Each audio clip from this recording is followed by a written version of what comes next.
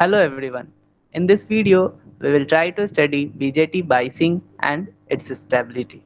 So for doing this experiment, we required apparatus, a 12 volt power supply, 4 resistor in which one resistor of value 100 kilo ohm and one resistor of value 1 kilo ohm and two resistors of value 10 kilo ohm.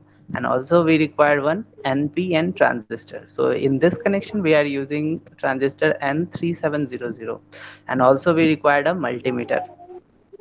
So before starting connection, let's explore more about transistor. So basically, transistor is an electronic device or basically a solid state device which is used to amplify weak signals. Commonly, it is also called bipolar junction transistor because it is formed by fusing two PN junction diode back to back. Generally, there are two types of BJT, NPN and PNP. So in NPN, one P-type semiconductor is sandwiched between two N-type semiconductor, and in PNP transistor, one N-type semiconductor is sandwiched between two P-type semiconductor. So we can see schematic symbol of NPN and PNP transistor.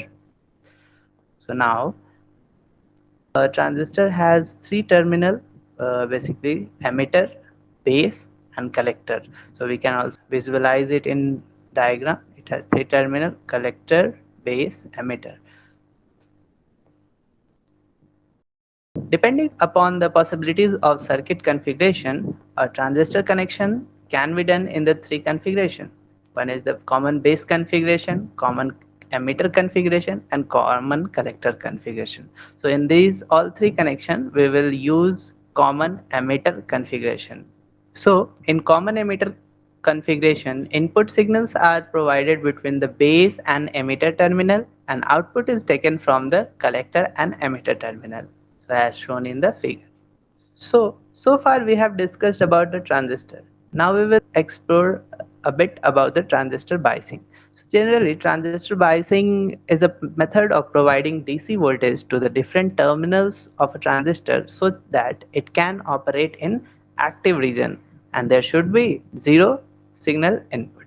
Basically, biasing is done in order to get efficient output from the transistor and output signal must not distorted. And now we will discuss about stabilization. So stabilization is process of maintaining a stable operating point. So in order to get the stability and proper biasing of a transistor, we will use voltage divider biasing. So circuit diagram for voltage divider biasing is shown over here. So in this we will use common emitter configuration in which input signals are provided between base terminal and emitter terminal and output is taken from the collector and emitter terminal. So for this biasing we required four resistors and resistor R1, that is the connected between the base and collector, should be taken of a larger value, and a resistor connected between emitter and ground is basically used for providing the stabilization. And since the resistor R1 and R2 are connected in voltage divider manner, that's why this biasing is called voltage divider biasing. So now we will connect the circuit and analyze the output. For exploring more about the theory, visit the link given in the description. So now we will start the connection. So let's start with the connection. But before that, let's see that physically how we will identify the collector terminal, base terminal and emitter terminal in a transistor. So basically in a transistor, a notch is given and if we move in an anti-clockwise direction with this notch, then the first terminal coming is emitter, then base is terminal comes and the last terminal is collector. So in this way we can easily identify the terminals of a transistor. So this notch is the starting point and then we move in anti-clockwise direction to get emitter, base and collector. So let's start our connection. So first of all, we will connect one terminal of resistor 100 kilo ohm with the base and the second terminal 10 kilo ohm. Now the emitter is connected connected with the resistance of 1 kilo ohm, and the other terminal of resistor 10 kilo ohm and 1 kilo ohm are connected together, and both are connected common to the ground.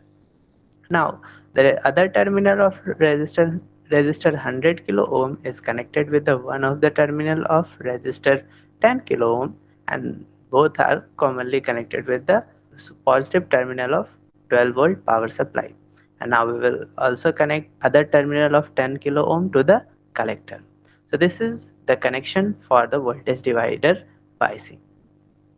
Now after connection, we will calculate these value VCC, that is the input voltage, VC voltage at the collector terminal, VE voltage at emitter terminal, VCE voltage between emitter and collector terminal, IB current at the base junction, and IC current at the collector junction.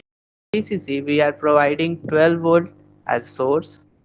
Now, for measuring VC, we will connect the positive terminal of multimeter with the collector terminal, and negative terminal is connected to the ground.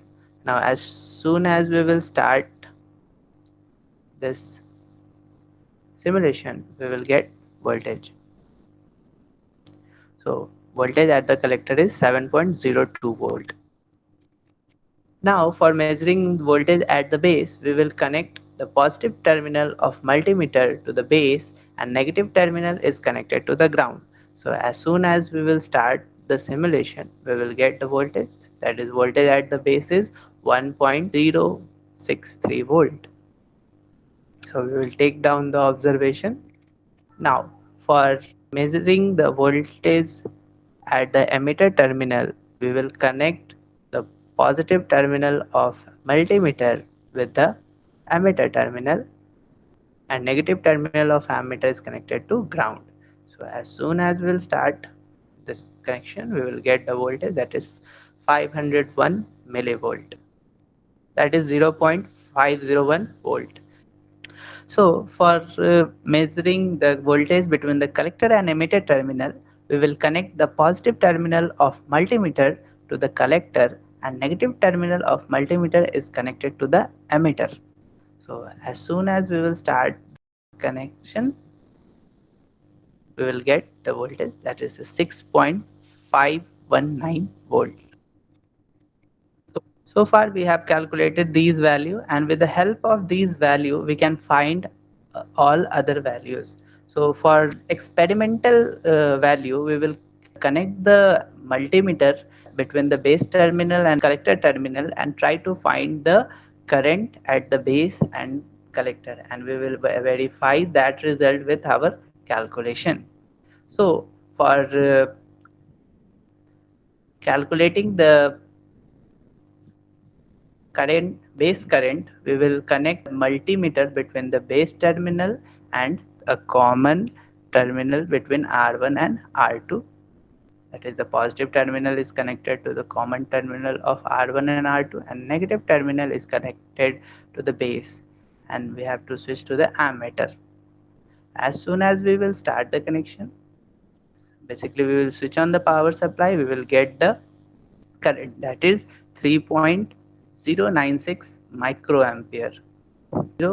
096 microampere.